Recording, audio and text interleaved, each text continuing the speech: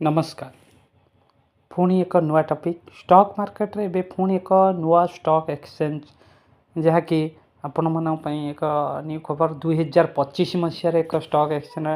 आसूची आपण metropolitan stock exchange जो stock exchange रे जो ब्रोकर माने थे जैसे Angel One Zerodha Upstox Groww this type of सही टाइप रो सही माने गोटे स्टॉक एक्सचेंज करूचंती जहाँ ना जी कि बीएसई एनएस को टक्कर देवा पुणी आसी गोटे स्टॉक एक्सचेंज रहिबो जार डिसेम्बर 24 रे जहाँ माने सेबी द्वारा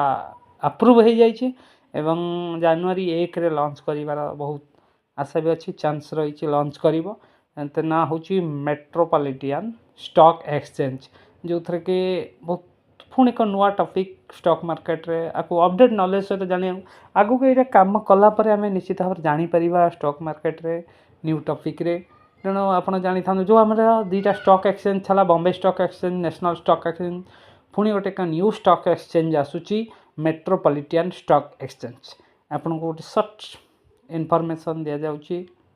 बा ए वीडियो माध्यम रे गोटे सचेतनतार वार्ता स्टॉक एक्सचेंज नुआ पर 2025 रे एक न्यू स्टॉक एक्सचेंज पुणी पदार्पण करुच्छे।